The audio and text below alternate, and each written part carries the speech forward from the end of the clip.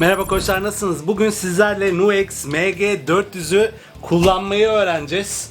Bu harika prosesörün kutu açılışını ve ön tanıtım videosunu yapmıştık hatırlıyorsanız. Onu da izlemek isteyenler varsa kartlar bölümüne bırakıyorum. Son zamanların fiyat performans olarak en başarılı ürünlerinden bir tanesi kendisi. MG300'ün de abisi oluyor. Aslında bu ürün MG30 ile MG300'ün arasına yerleşmiş durumda. Fakat size şunu açıklıkla söylemek istiyorum.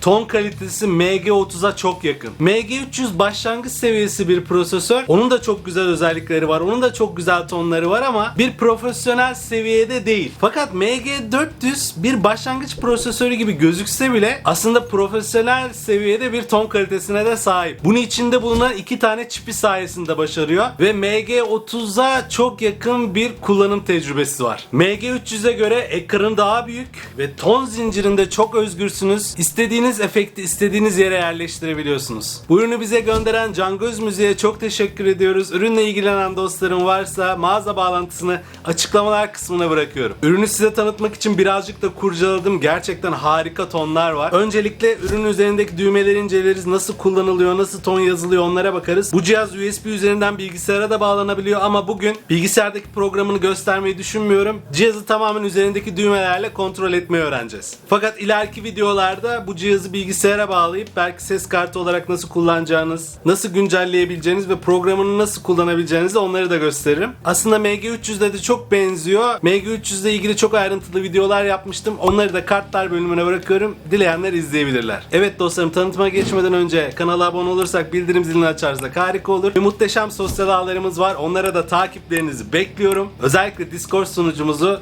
bağlantısını açıklamalar kısmına bırakıyorum. Orada herkes birbiriyle çok güzel yardımlaşıyor.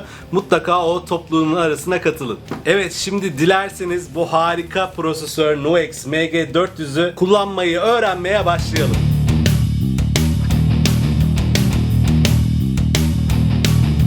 Evet, cihazı ses kartıma direkt olarak bağladım. Dolayısıyla mod tuşuna basıyorum ve burada bağlantı ayarlarının Studio Direct'te olduğuna emin oluyorum. Eğer Amfi'nin önüne girmek istiyorsam ya da Amfi'nin Return'ine girmek istiyorsam, daha farklı kabin simülasyonunu kapatmak istiyorsam filan farklı ayarları seçebilirim ama siz de bildiğiniz üzere ben her zaman Studio Direct'i seçmeyi ve içerisindeki kabin simülasyonunu, mikrofon simülasyonunu duymayı tercih ediyorum. Cihazı açtığımız anda 01A'da CT Bogner Distortion bizi karşılıyor. Burada Uber High Gain diye bir amfi var. Bu daha çok Amerikan tarzı bir amfi. Hemen bir sesini duyalım isterseniz.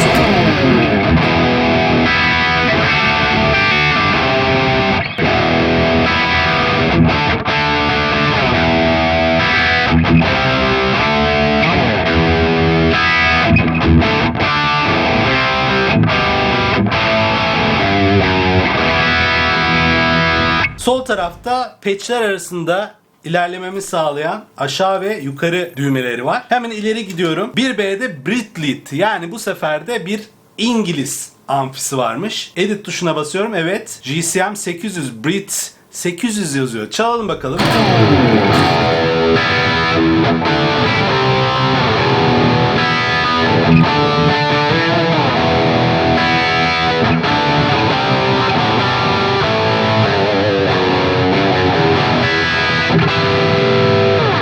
Bir ileri daha gelelim. Clean bir şey buluyor muyuz? Evet. Just Clean karşımıza çıktı. Hemen onu da çalalım.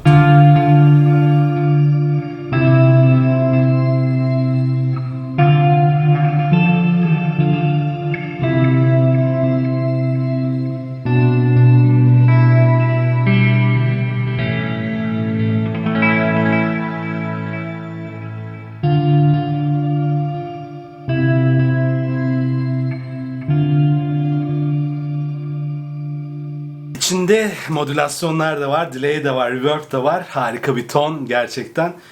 İlk karşımıza çıkan 3 tondan zannedersem prosesörün ne kadar kaliteli tonlar ürettiğini hepimiz duyduk. Şimdi Ctrl 1 ve Ctrl 2. Bunu ikisini aynı anda bastığımızda tuner'a giriyor ve harika, geniş ekranda mükemmel bir tuner bizi karşılıyor. Burada tuner'ın ince ayarlarını yapabiliriz ve select tuşuna bastığımızda akort ederken gitarın sesini de duymayı sağlayabiliriz.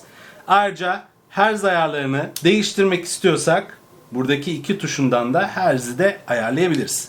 Çıkmak için yine ikisini aynı anda bastığımda tuner'dan çıkıyoruz. En üstte master tuşumuz var. Eğer cihazımızın dışarıya verdiği sesi arttırmak veya kısmak istiyorsak ana volüm düğmemiz burada. Ekrana bakmak istiyorum. Ekranda öncelikle bir pedal işareti var ve vah yazıyor yanında. Bu pedalımıza neyin atandığını gösteriyor şu an butonda. Ardından bir düğme işareti var. Yanında 1 yazıyor zaten. Bu kontrol 1'in ne anlama geldiğini anlatıyor bize. Burada top tempo olarak ayarlanmış. Kontrol 2'de ise, ikinci düğmemizde ise sahne ayarlanmış. Sahneler arasında geçiş yapabiliyoruz. Bu ne demek? Evet, bir tane tonumuz var. Patch'imizde açık şu an. 01A. Fakat bu 01A'nın içerisindeki ton zincirinde sahne değişiklikleri yapabiliyoruz. Deneyelim hemen. Kontrol 2'ye basıyorum. Ve bakın burada EQ açıldı. Bir daha basıyorum. Sahne 3'e geçiyor ve sahne 3'te de reverb açıldı. Sahne 1'e geri döndüğümde EQ'nun kapalı olduğunu gördük. Yani her sahne için ton zincirinde istediğimiz bölmeyi açıp kapatabiliyoruz. Dolayısıyla burada S1, S2 ve S3'ün de sahneler olduğunu anlamış olduk. Onların hemen altında BPM yazıyor. Burada Ctrl 1'de tap tempo ayarlanmıştı. Bakın değiştireyim. Farklı şekilde basıyorum ve BPM değişti. 01 dediğimiz banka numaramız. Bir banka içerisinde A, B, C ve D şeklinde 4 tane patch bulunabiliyor. D'den sonra ikinci bankaya geçiyoruz. Ve en altta da ton zincirimizi görebiliyoruz. Mesela bu ton zinciri içinde noise gate açıkken kompresör kapalı, efekt, amfi ve IR yani kabin simülasyonumuz açık. EQ, modülasyon, delay kapalı, reverb açık ve PL'de değil de pedal ayarlarımız. Edit tuşuna bastığımızda ekranımız değişiyor ve bu patch'in içerisindeki ayarlara giriş yapmış oluyoruz. Bu ayarlarda herhangi bir değişiklik yaptıysak save tuşuna basıp o ayarları saveleyebiliyoruz. Mod tuşunu söylemiştim. Buradan farklı sistemlere giriş yaparsak modu değiştirebiliriz. Altta jam kısmı var. Burası aslında looper'ımızın ve drum machine'imizin olduğu kısım. Top tempoyu buradan da yapabiliyoruz. BPM'i değiştirebiliyoruz bu tuş sayesinde ve yanıp sönerek bize hızını gösteriyor. Pedal tuşuna bastığımızda yukarıdaki pedalın yanındaki yazıların değiştiğini görüyoruz. Bu pedalla neyi kontrol edeceğimizi bu tuş sayesinde atayabiliyoruz. Amfinin sesini, modülasyonun ayarlarını, delay'in ayarlarını, reverb'in ayarlarını veya kullanma diyebiliyoruz. Pedalda hiçbir şey olmasın ya da vah yapabiliyoruz. Bu arada şunu belirtmek istiyorum, bu pedalda Whammy yok. Beni çok şaşırttı. MG300'de bile Whammy var. Fakat bu pedalda olmaması, çok aradım, bulamadım. Beni çok şaşırttı ama güncellemelerle gelebilir. Bunu ben Nuex'e de bildireceğim. Mutlaka Whammy pedalını eklesinler. Alt kısımda da oklar görüyoruz. Bu oklarla bankalar arasında hızlı geçiş yapabiliyoruz. Burada bir de kontrol ve sayfa tuşu var. Ona bastığımızda ise kontrol 1'de ve Ctrl 2'deki ayarların neyi çalıştıracağını belirleyebiliyoruz. Mesela Ctrl 1'de top tempo yerine kompresörü açıp kapama, noise gate'i açıp kapama veya efekti açıp kapama gibi farklı ayarları seçebiliyoruz. Yan sayfaya geçiyor ve Ctrl 2'de de mesela şu an sahne modu açık. Select tuşuna basarak mesela sahne 3'ü kapatabiliyorum. Bu ne demek? Bu çok önemli bir özellik aslında. Save tuşuyla bu ayarı kaydedip buradan çıkalım. Ctrl 2'ye bastığımda sahne 3'e geçmediğini görüyoruz. Yeniden bu kısma geliyorum. Sahne 3 açık diyorum. Şimdi bakın kontrol tuşuyla sahne 1, sahne 2 ve sahne 3 arasında geçiş yapabiliyorum. Bu ne için önemli? Belki 3 tane sahne size fazladır. Sadece ritim tonunuzla solo tonunuz arasında gelip gitmek istiyorsunuzdur. O zaman sahne 3'ü kapatmayı seçebilirsiniz. Yine kontrol kısmına geri geleyim.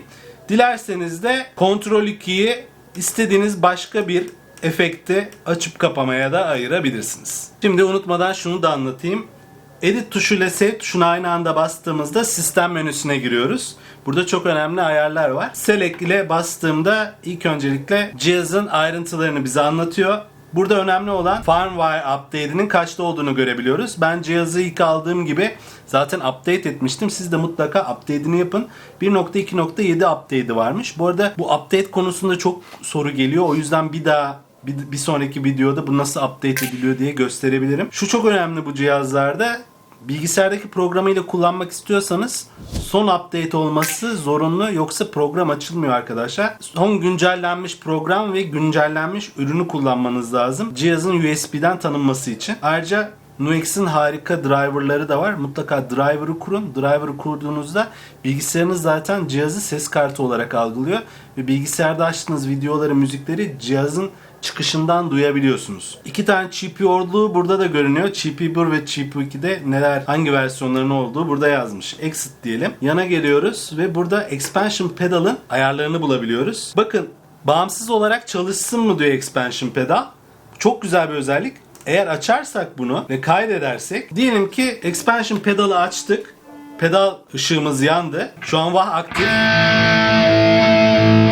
Duyduğunuz gibi. Ton değiştiriyorum. Bakın, pedal aktif olmaya devam ediyor. Fakat bu ayar kapalı olsaydı, yeniden save'liyorum kapatıp, pedal aktifken bir tonda, diğer tona geçtiğimizde bakın VAH kapandı. Şu an volüm tonu oldu. Nasıl kullanmayı tercih ediyorsunuz bilmiyorum. Ona göre bu ayarı değiştirebilirsiniz. Devam edelim. Ctrl 2'ye bastığınızda kalibrasyon kısmı var. Mutlaka cihazı satın aldığınızda, bütün NUX ürünlerini, bütün herhangi bir prosesör satın aldığınızda mutlaka pedalının kalibrasyonunu yapın dostlarım. İlk önce yapın. Hatta diyor ki eğer cihaza format atarsanız o zaman bile yeniden yapın diyor. Ne diyor? En düşük konuma getir. Ctrl 2'ye bas. En yüksek konuma getir. Ctrl 2'ye bas ve bunu mutlaka ayağınızla yapın. Ben şu an elle yapacağım ama ayağınızla hangi kuvveti uyguladığınızda VAH pedalına geçiş yapsın, pedalı aktif etsin. Onun gücünü burada ayarladık. Bir daha basıyorum ve kalibrasyon tamamlandı. Yeniden ayarlar kısmına giriyorum. USB kısmına girdim. Bunu bir dahaki videoda anlatacağız. USB'den bağladığımızda kayıt ayarlarımız ne olsun? Çalma yüksekliği, kayıt yüksekliği, temiz seslerimi kaydetsin, normal kayıt modunda mı olsun yoksa reamp mi yapacağız? Aslında bunları daha önce MG 300'ün ses kartı videosunda anlatmıştım. Merak edenleriniz varsa kartlar bölümüne bırakıyorum. Birebir aynı ayarlar, oradan izleyebilirsiniz. Buradan çıktım ve in-trim'e giriyorum. In-trim ne demek? Mesela gitarınızın çıkış yüksekliği çok yüksektir. Prosesörün tonlarını birazcık zedeliyor gibi hissettiriyordur size. Gitarın sesini kısabilirsiniz buradan. Benim eskiden Gibson Les Paul'um vardı. Gerçekten manyetik çıkışları çok yüksekti. Mesela onu kısmak isteyebilirsiniz.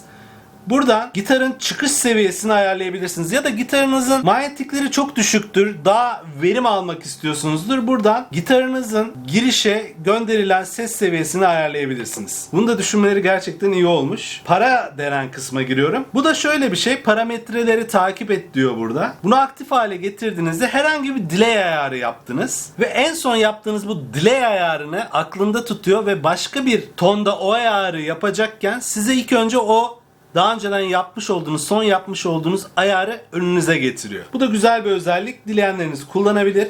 Ve fabrika ayarlarına geri dönme kısmı. Güncelleme geldiğinde mutlaka fabrika ayarı yapmayı unutmayın. Fakat fabrika ayarı yaptığınızda bütün tonlarınız silinecektir. Bunu da unutmayın. O yüzden buradan Ghost Backup yapabilirsiniz. Ghost Restore yapabilirsiniz. Ve tonlarınızı geri çağırabilirsiniz. Bunu USB üzerinden bağlandığında program üzerinden de yapmanızı tavsiye ederim. Ben bu dosyaları bilgisayarımda zaten saklıyorum. Cihaza herhangi bir şey olursa fabrika ayarına geri dönmem gerekirse USB üzerinden bütün ayarlarımı geri çağırabiliyorum. Bütün ton ayarlarımı cihazın içine geri atıyorum. System Impaction diye bir şey var. Bunun gerçekten ne olduğunu ben çözemedim. Bilenleriniz varsa lütfen yorumlar kısmına bu ayarın ne olduğunu yazsın. Evet, sistem menüsü de bu kadardı.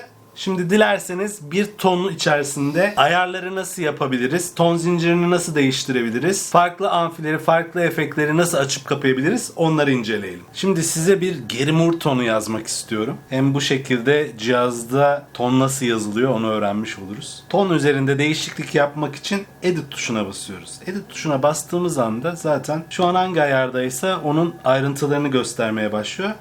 Burada oklar sayesinde farklı efektlere, amfiye, noise gate'e, ton zincirindeki farklı katmanlara geçiş yapabiliyorum. Bir de bakın kontrolün yanında sayfa gibi bir şey vardı. Şurada görüyor musunuz bilmiyorum ama amfinin hemen altında 2 tane çizgi var. Yani bu şu anlama geliyor. Bu amfinin 2 sayfası var ayar yapabilmek için. İlk sayfada gain'i ayarlayabiliyormuşum, presence'ı ayarlayabiliyormuşum ve level'ını ayarlayabiliyormuşum amfinin. İkinci sayfada ise bu amfinin basını, midini ve tizini ayarlayabiliyorum. Yani bu sayfalar arasında geçiş yapmamı sağlıyor. Bu da ton zincirinde ilerlememi sağlıyor. Şimdi amfimize geri dönelim. Gerimur tonu yazacağız dedik. Gerimur tonu demişken bu arada MG30'la harika bir gerimur tonu yazıp onunla da harika bir gerimur parçası kaydettim. İsmi Empty Rooms. Onun da videosunu kartlar bölümüne bırakıyorum. Merak edenleriniz dinleyebilirler. Evet, gerimur Marshall amfi kullanıyor. Hemen Select'ten bir Marshall amfi buluyoruz. Ne var?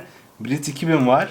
Başka neler varmış? Brit Blues var. 1987 ve GCM 800 var. Bir de Plexi 45 var burada. 1987'ye bakalım. Level'ımızı birazcık arttıralım.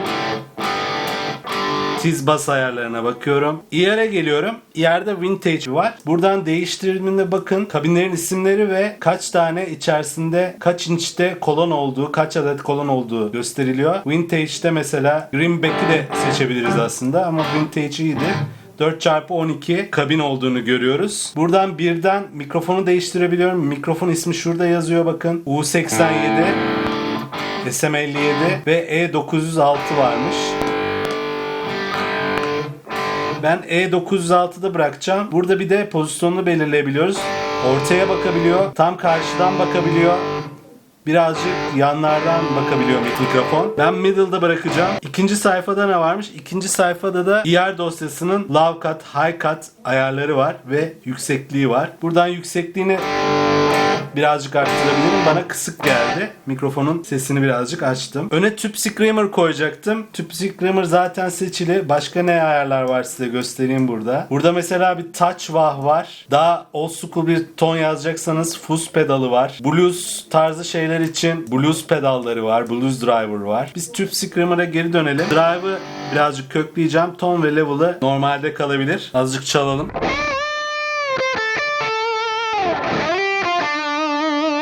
Çok güzel. Kompresör açmak istemiyorum. Clean tonlarda ama kompresörle harikalar yaratabilirsiniz. Noise gate'i birazcık arttırabilirim ayarlarımı. Çünkü güçlü bir gitarım var. Dip gürültü verebilir. 6 bantlı ve 10 bantlı equalizer var. Bu arada kapalı bir pedal varsa select tuşuyla o pedalı aktif hale getirip kapatabiliyoruz. Şu an equalizer ayarlarında bir değişiklik yapmayacağım. Reverb'e geleyim. Room reverb varmış. Bunu biraz whole reverb'e çevirmek istiyorum.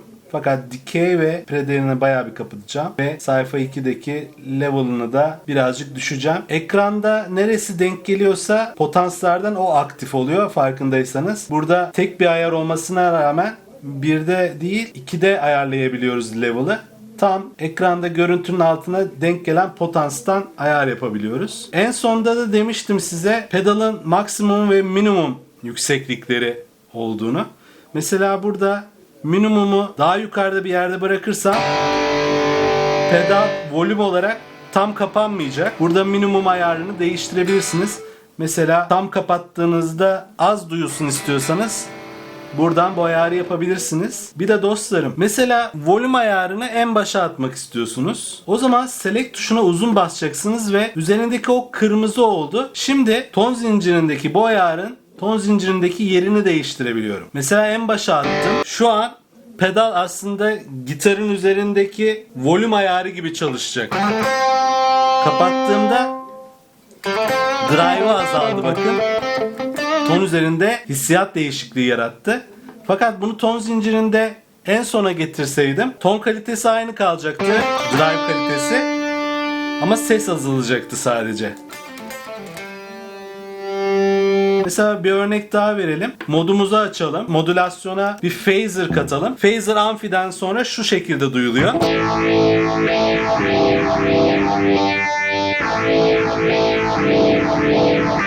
Ama belki bu phaser efektini başa almak istiyorsunuz. O zaman select'e basılı tuttum ve onu efektlerin ve amfinin önüne getirdim. Şimdi daha farklı tınlayacaktır. Çünkü clean sound'umuz ilk önce phaser'dan geçecek, sonra amfilenecek. Bakalım.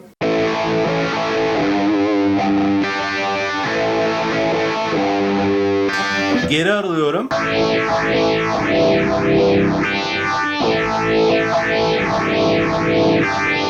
Evet, sizin belki böyle efektleri farklı yerlerde kullanmak ton zincirinde sizin daha çok hoşunuza gidiyordur. Bu şekilde de ton zinciri üzerine müdahale edebiliyoruz. MG300'de mesela bu yoktu. Sadece belli şeylerin yeri değiştirilebiliyordu. MG400'de ise ton zincirindeki her şeyin yerini değiştirebiliyoruz.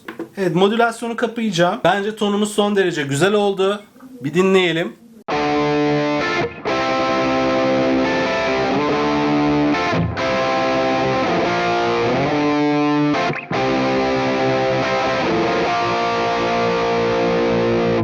Şimdi şöyle bir şey istiyorum. Ctrl 2'de sahnemiz olsun. Zaten sahne seçili. Hemen kontrol tuşuna basıyorum. Buradan istediğim şey sahne 3 kapalı olsun. Sadece sahne 1 ve sahne 2 arasında geçiş yapmak istiyorum. Buradan çıkalım. Kontrol edelim bakalım. Evet, sadece sahne 1 ve sahne 2 arasında geçiş yapıyor. Ve sahne 2'de ben edit'e giriyorum. Ve evet, equalizer açılsın istiyorum. Ve equalizer'ın volümünü birazcık arttırıyorum. Böyle solo tonu ön plana çıkmak istiyorum. Hatta equalizer'da bazı tiz frekanslarımı öne çıkarmak istiyorum diyelim ki. Buradan frekansları hafifçe değiştiriyorum. Ardından solo tonumda delay olsun istiyorum. Delay'e geldim, açtım delay'i ve NUX'lere son zamanlarda güncellemeyle gelen Phi Delay'i açtım. Buradan da onun mixini birazcık arttırdım. Tekrarını arttırdım. Zamanını son derece fazla yaptım. Buradan top tempo ile ayarlayacaksak sayfa 2'de onun hangi notasyon ile ayarlayacağımız, hangi zamansal nota ile ayarlayacağımızı da seçebiliyoruz. Noktalı 8'likte kalsın. Fakat şu an benim için bu önemli değil. Deneyelim bakalım delay'i. Evet, mixini birazcık kısıyorum ve çalalım bakalım.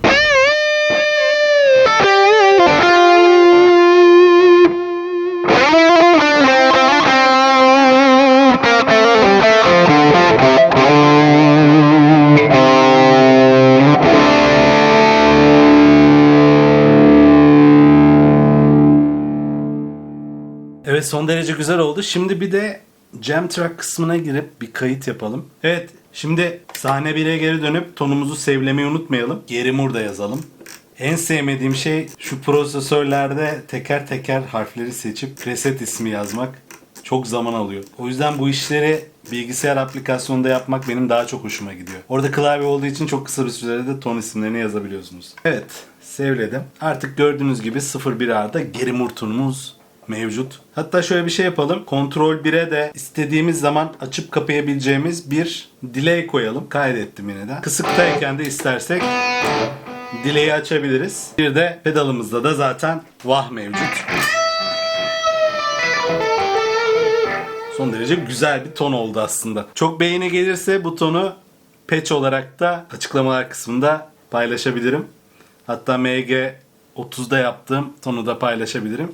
Bakalım, yeteri kadar beğeni atarsanız videoya, açıklamalar kısmına bu yazmış olduğum tonların patchlerini size paylaşırım. Bu arada şunu da söylemek istiyorum. LED'lerimiz var switchlerimizin yanında. Buradan da delay'in açıp olup olmadığını görebiliyoruz. Hangi sahnede olduğunu renkler sayesinde görebiliyoruz. Onu da şık düşünmüşler, güzel olmuş. Şimdi Jam kısmına basıyorum. Bu kısımda da 2 sayfa var. İlk sayfada farklı tarzlardan drum machine'ler, davul sesleri belirleyebiliyoruz. 2 ile loop'un sesini, 1 ile de davulun sesini ayarlayabiliyoruz. 3 ile de davulun temposunu değiştirebiliyoruz. Ayrıca top tempo ile de davulun temposunu değiştirebilmemiz mümkün. İkinci sayfada ise davulumuzun tizini, basını, midini de ayarlayabiliyoruz. Ayrıca kaydı stereo veya mono alabiliyoruz. Veya loop kaydımız bastığımız anda başlayabiliyor. İstersek de otomatik bir şekilde sesi duyduğu anda loop'a giriyor. Ben şu an bunu bu ayara getirdim. Davulu açıp kapamak istiyorsak Ctrl 2'ye basabiliyoruz ve davulu duyuyoruz. Select'le de o tarz içindeki farklı davul çalımları arasında geçiş yapabiliyoruz. Oklarla da farklı tarzlar belirleyebiliyoruz kendimize. Mesela balada gelelim. Baladda neler varmış bakalım. Bluesy, grooves, ballad rock, slow rock. Biz şöyle bluesy bir şey üzerine kayıt almaya başlayalım. Ctrl 1'e bastığım anda kayıda geçti. Çalmaya başladığım anda kayda başlayacak.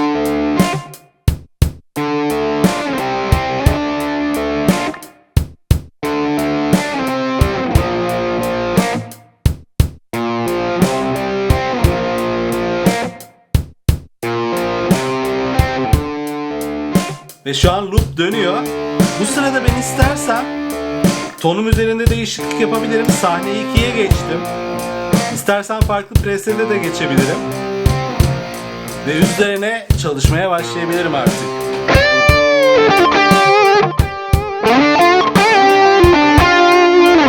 Loop'um kısık geldi. Loop'un sesini arttırabilirim. Davulu da arttırayım biraz.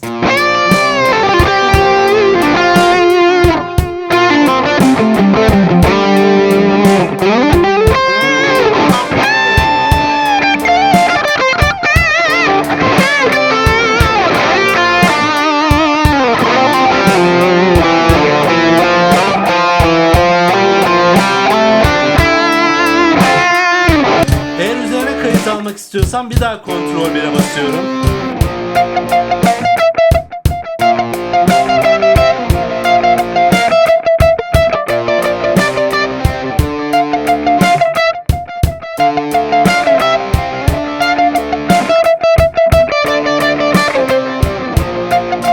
Ve kaydın üstüne bir kayıt daha aldı.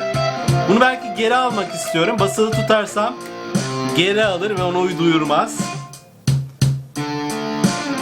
2 kere basarsam loop'u kapatır. Uzun süreli basılı tutarsam da loop'u temizler. Son derece başarılı bir loop kısmı da var. Bayağı bir ayrıntılı yapmışlar. Güzel olmuş. NUX pedalları içerisinde loop ve drum machine kısmını da koymayı unutmuyor. Bunu yaparak iyi de yapıyorlar. Ekstradan bir loop pedalı almanıza gerek kalmıyor. Bunu iyi kullanmayı becerirseniz tek başınıza bile sahneye çıkıp müzik yapabilirsiniz. Evet, benim anlatacaklarım bugünlük bu kadar. Son fikirlerimi söyleyecek olursam son derece sağlam bir kasada son derece akıllı güzel bir ürün yapmış NUX. MG300'e göre tonları son derece ileri seviyede. 2 tane çip olduğunu söylemiştim içinde. Bu gerçekten ton kalitesini MG30'a yaklaştırmış. MG30'dan iyi mi derseniz ton kalitesi olarak MG30'dan bir tık geride, fakat yine de çok başarılı, profesyonele çok yakın tonlar alabilirsiniz. Sizi son derece mutlu edecek bir alet. Ekranının büyüklüğü çok iyi olmuş. Düğmeler arasındaki mesafe, pedalının büyüklüğü, düğmelerin büyüklüğü sahnede kullanımını da son derece kolay hale getirecektir. 2 tane kontrol pedalı olması ve sahne geçişi olması bu pedalı yine profesyonel kullanıma yakın bir hale getiriyor. Yakında belki MG400 ve MG30 arasındaki ton farkını da test eden bir video yapabiliriz. İçerisindeki halihazırdaki patchleri de duyurduğum, presetleri de duyurduğum konuşmasız bir video da çekmeyi düşünüyorum. O yüzden takipte kalın. Bu videoları da kaçırmayın. Evet, bir videonun daha sonuna geldik dostlarım. Nasıl? NUX MG400 prosesörünü beğendiniz mi? MG300'e göre geliştirilmiş artılarını sevdiniz mi? Tonlarını beğendiniz mi? Bir NUX ürününe sahip misiniz? Veya farklı bir prosesöre sahip misiniz? Prosesörün tonlarını seviyor musunuz? MG400'ü başarılı buldunuz mu? Veya MG300 vardır elinizde, MG30 vardır. Bunlarla karşılaştırma yapabiliyor musunuz? Veya siz hangi prosesörü kullanıyorsunuz? Neyi tavsiye edersiniz? Fikirlerinizi, yorumlarınızı çok merak ediyorum. Bizimle paylaşmayı unutmayın. Bu ürünü bize yollayan Can Göz Müziğe çok teşekkür ediyoruz. Ürünle ilgili mağaza bağlantısını açıklamalar kısmına bırakıyorum. Ürünü alacak olan dostlarıma şimdiden hayırlı olsun diliyorum. Dostlarım, bu tarz içeriklerin gelmesini, devam etmesini istiyorsanız lütfen videoyu beğenelim, kanala abone olalım ve bildirim zilini açalım. Teşekkür butonumuz aktif. Teşekkür ederek bu tarz içeriklerin daha fazla olmasına katkıda bulunmuş olabilirsiniz. Ayrıca katıl butonu da aktif. Kanala katılarak, katıl üyesi olarak desteğinizi bir üst seviyeye çıkartmış olursunuz. Desteklerinizi, katılımlarınızı, teşekkürlerinizi bekliyorum dostlarım. Ayrıca mükemmel sosyal ağlarımız var. Bu sosyal ağlarınıza, takiplerinize canlı yayınlara katılabilir ve videoların yayınlandığından haberiniz olabilir. Sosyal ağlarımızda da takiplerinizi bekliyorum. Hepsinin bağlantısı açıklamalar kısmında mevcut. Yeni bir videoda, canlı yayınlarda görüşene kadar hepiniz kendinize çok iyi bakın. Ama en önemlisi koç gibi kalın. Görüşürüz.